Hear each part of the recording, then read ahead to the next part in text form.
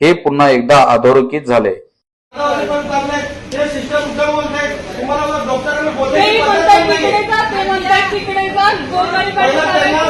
डॉक्टरांना पहिला कसं बोलतात ते शिकवा पहिले, यांना बोलण्याची पद्धत पण नाही। गरीब आहे म्हणजे काय करायचं का?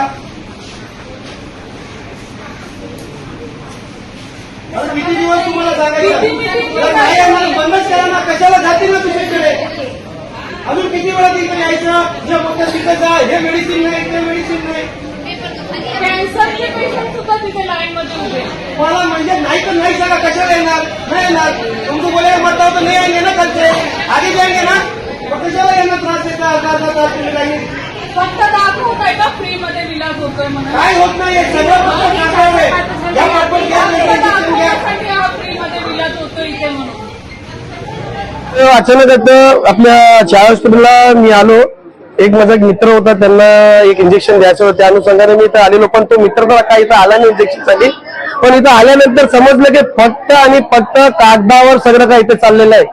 डॉक्टरची कमतरता आहे, एकच तिथं सिस्टर आहे, ते 4 म्हणजे सगळ्या आजारांचं इंजेक्शन तेच मारते।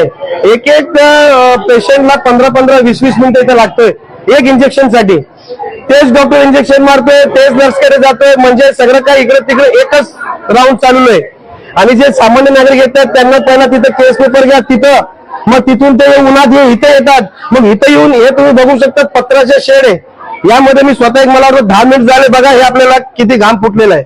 आणि इकडचे जे अधिकारी आहेत ते तिथं एसी मध्ये बसलेले आहेत। म्हणजे छाया हॉस्पिटल हे आजच्या तारखेमध्ये लावारीस झालेली आहे।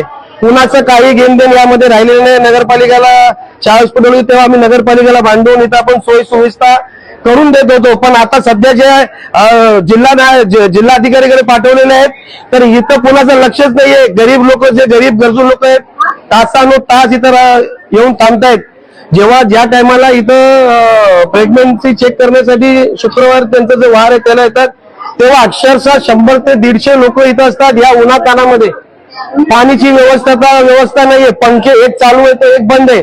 मात्र इकडे जे अधिकारी आहेत त्यांना एसी त्यांची चालू आहे। बाजूला यांचा लागूनच एक ओपीडी, पण मला वाटतं की ओपीडी खूप छोटी आहे, ओपीडी ते पूर्ण पडणार नाही। पण ते ओपीडीचं पण तुम्ही काम बघा, एकदम हलक्या दर्जाचं तिथं काम करण्यात आलेलं आहे। सर्वात मोठी बाब, ओपीडी तयार आहे पण ते इलेक्ट्रिशियनचं काम चालू नाहीये। म्हणजे जेव्हा बांधकामची परवानगी त्यांना घेतली तर तेव्हा इलेक्ट्रिशियनचं काम घेतलं नाही का? तर फक्त लोकांना त्रास देण्याचं हे सगळं काय काम चालू आहे। त्यामध्ये भिंत नाहीये, भिंतीच्या जागी त्या लोकांनी पत्रा मारलेलं आहे। पत्रा मारण्याची आवश्यकता काय? इथं तुम्ही आपण थांबू शकत नाही। तुम्ही बघू शकता लहान लहान मुलांना घेऊन इथं थांबलेत। इथं जे घाटगर साहेब तिथं यांना चार्ज दिलाय, त्यांचं पण काहीच लक्ष नाहीये। आपण येतो तेव्हाच लोकांची मदत होते, आपण येत नाही तर लोकांची मदत देखील होत नाही। या माध्यमाद्वारा मी तुम्हाला सांगू इच्छितो की इथून बनसोडे साहेबांकडे जाणार आहे आणि रोज छाया हॉस्पिटलला मी व्हिजिट करणार आहे। जोपर्यंत छाया हॉस्पिटलची पूर्ण फॅसिलिटी होत नाही तोपर्यंत इथं मी रोज एक चक्कर मारणार आहे आणि हे जे गरीब लोक आहेत त्यांना न्याय मिळून। दादा सकाळी 8:30 किती वाजता तुम्ही? मी इथे 10-10:30 आले। त्यांना एक मेडिसिनची गरज होती। गाडेगाव ते गाडगर साहेबांनी यांनी दाखवलं, कुठेतरी दाखवलं असेल तर तेवढ्यात मेडिसिन नाहीये। पण यांच्याकडून मी पेपर घेतला आणि गाडगर साहेबांनी दाखवलं तेवढ्यात मेडिसिन आहे। म्हणजे यावर तुम्ही समजू शकतात की मेडिसिन असून सुद्धाही ते लोक बाहेरचे लिहून देत आहेत। मेडिसिन हे लोक देत नाही, म्हणजे किती मोठा भ्रष्टाचार चाललाय। फक्त मेडिसिन येत आहेत, मागच्या दरवाजाने ते मेडिसिन बाहेर मेडिकलमध्ये जात आहेत।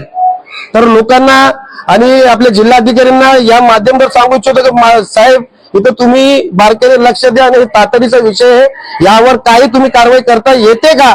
तुम्हाला येत नसेल कारवाई करायला तर आम्ही आमच्या पद्धतीने ठाण्याला येऊ।